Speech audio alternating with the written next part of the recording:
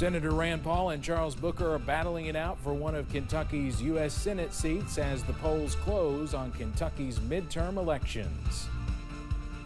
And alcohol or no alcohol, Hyden votes on whether to become a wet town.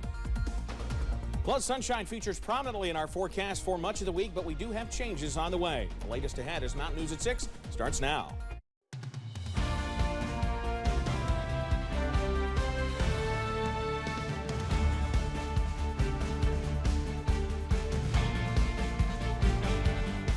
Polls are officially closed and let the counting begin. We should soon know who will take the U.S. Senate seat up for grabs in Kentucky. The results will determine if Senator Rand Paul will get a third term or if challenger Charles Booker will end the drought for Democrats in the U.S. Senate here in the Commonwealth.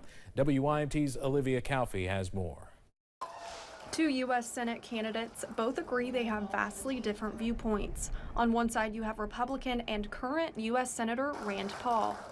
You got President Biden and former President Obama out there whining, saying, democracy is on the ballot. These idiots, democracy is the ballot. And on the other, you have Democratic challenger Charles Booker. Rand Paul is an unserious person. He doesn't care about our safety. He doesn't care about our lives. He called himself a libertarian. You should have asked him, why does he want to ban all abortion? Both Booker and Paul hit the polls to cast their votes. Booker voted early in Louisville, visiting Bowling Green the night before the election. Folks are like, write Kentucky off. Don't worry about Kentucky. I'm going to tell you, the first words that are going to come out of my mouth on election night when we win this thing is, don't ignore Kentucky anymore. Paul voted on Election Day in Bowling Green, telling reporters he's looking forward to seeing a red wave as results come in.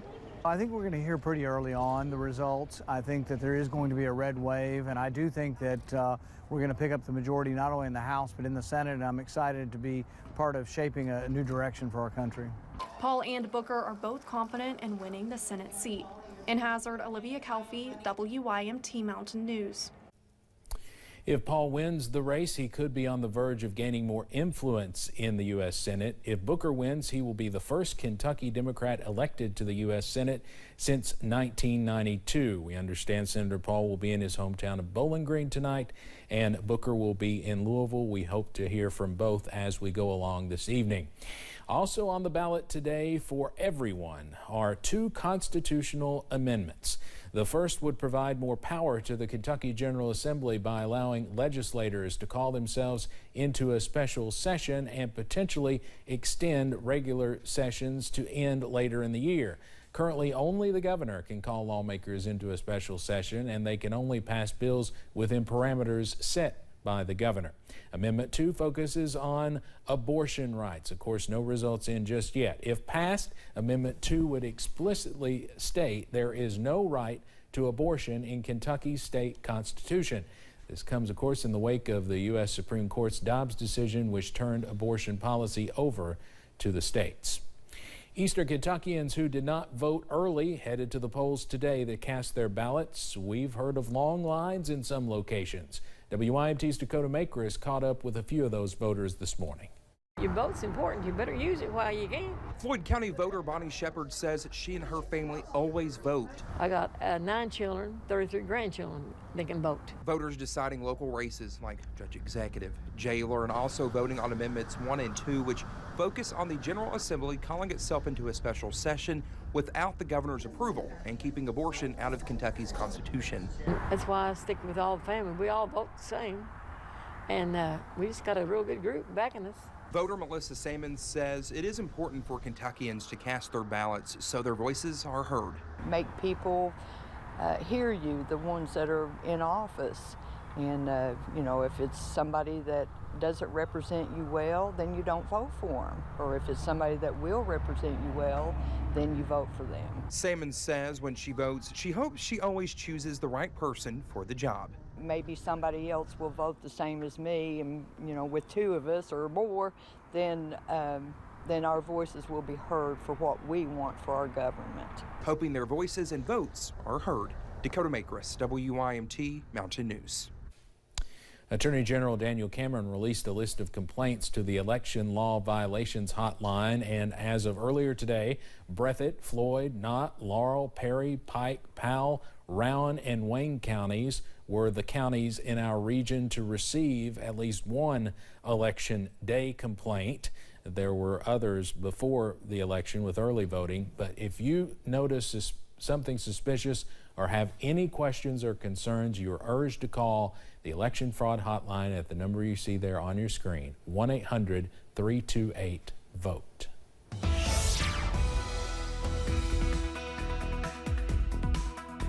Polls are closed. The sun is down throughout the region. A cool night on the way for many of us after some of us got up into the 70s this afternoon.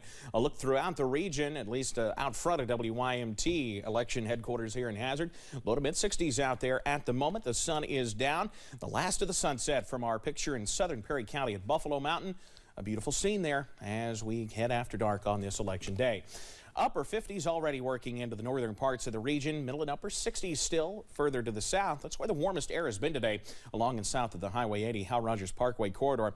Region-wide, we're quiet, really much of the eastern third of the country, but we do have some changes on the way for later in the work week. For tonight, though, weather-wise, we're quiet. Mostly clear, winds calm, lows down into the low to mid-40s. Details in a few minutes, though, on when we return to some more late November-type weather a little early. That's in a few minutes. Steve? Right, Evan, thank you. The city of Hyden in Leslie County is having its first ever wet-dry vote. WYMT's Chandler Wilcox has more on how the question got on the ballot and which side some voters in the city are leaning. A lot of races in Leslie County are uncontested, but there is one question on the ballot this year in Hyden that is the talk of the town. Should they allow alcohol sales or not? We are a trail town now, and people that come for Trail Town, they like to drink, you know, they like to have a good time. Other towns in the region already allow alcohol sales, including Hazard, where a lot of Leslie Countyans go for booze. The other counties around us already have it, and they certainly have more money to spend on like police officers and activities than we do. The revenue is a big reason people in the area are for making Hyden a wet town. Others say the decision would go against their beliefs. As a Christian, I can't vote for alcohol of any kind. It's against my beliefs. Around 300 people currently reside in Hyden, and only around 180 of them are registered to vote. So the decision could come down to just a few community members. In Hyden, Chandler Wilcox, WYMT Mountain News. And we'll certainly keep a close eye on that race. Those results could come in pretty quickly. The last time Leslie County had a wet-dry vote, it was a county-wide decision back in 1989, and voters overwhelmingly chose no. I believe Leslie is only one of 10 counties that remain completely dry in the state of Kentucky. Congressman Hal Rogers is eyeing his 22nd term in the nation's capital tonight. He was first elected to the 5th congressional seat in 1981. Rogers is facing Democrat and University of Louisville law student Connor Hallbleib. Hallbleib is a political newcomer and was born and raised in Louisville. One of Kentucky's last remaining state Democrats faces stiff competition. Many believe State Representative and Minority Whip Angie Hatton could fall victim to the red wave tonight. She is being challenged by political newcomer Dr. Jacob Justice. The Republican is from Pike County and works as a dentist. The seat includes Letcher and parts of Pike and Harlan counties. In the 95th District, former State Representative Brandon Spencer wants that seat back. He first served the district when he won as a Democrat in 2007 before resigning the remainder of his term. Spencer is challenging Democrat incumbent Ashley Tackett Lafferty. She first won the 95th District seat in 2019. Tackett Lafferty is an attorney. That seat serves Floyd and a part of Pike counties. An interesting race in Letcher County where Judge Executive Terry Adams faces a familiar name. The Republican incumbent is being challenged by Democrat Sam Wright. You might remember Wright's name from previous elections. He's a former circuit judge and Kentucky Supreme Court justice. Two familiar faces are slugging it out to lead Knott County. We've heard from both of them numerous times since the flood especially. Republican incumbent Judge Executive Jeff Dobson is squaring off against Heinemann Mayor and Democrat Tracy Neese. This is Dobson's first re-election bid. Just some of the races we'll be following tonight, and a reminder, as soon as we start receiving results, and I believe we are starting to receive them now, barely. We've got the results there at the bottom of your screen, and we'll have those also on our website and WYMT News app. They'll be updated as soon as they come in all evening long. Elections have always been a time for serious contemplation and often severe contention. One such election has been shared for more than a century as part of the feud that has fueled tourism in the region. WYMT's Buddy Forbes shares how a fateful election in Pike County will now play a role in the area's future. If this cabin could talk today, imagine the stories it could tell. The Hog Trial Cabin just opened its doors to politics for the first time in more than 140 years. It was a big party back at that time, the elections was. There's a lot of gambling and moonshining going on, and ended up killings. Ellison Hatfield of the infamous Hatfield and McCoy feud was shot and stabbed near the cabin during an election in 1882. And they loved the story of the Hatfields and McCoys.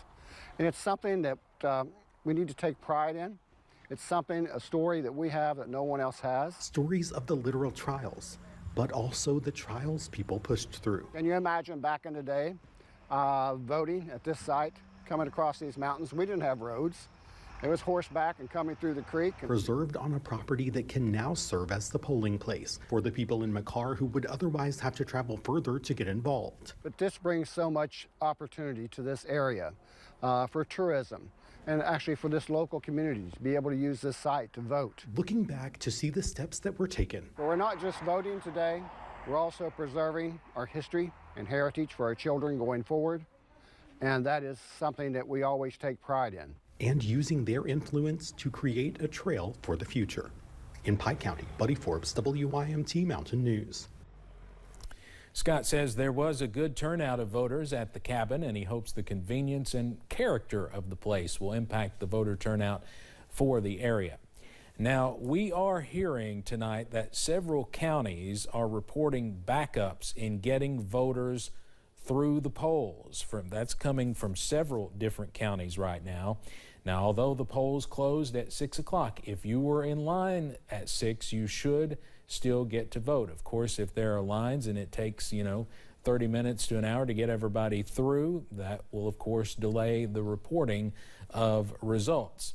We have started receiving, as you can see at the bottom of your screen, a few results. And again, you can check the results anytime as they come in at the bottom of your screen on our website, WYMT.com, or on the WYMT News app. Well, ahead in the forecast, a cooler trend on the way later this week. The breakdown on how we get there ahead. And the man accused of killing a London police officer was back in court this morning. We'll tell you what happened. Plus, Eddie Montgomery of Montgomery Gentry was in London today to help distribute money to flood victims. We talked to someone who received the help.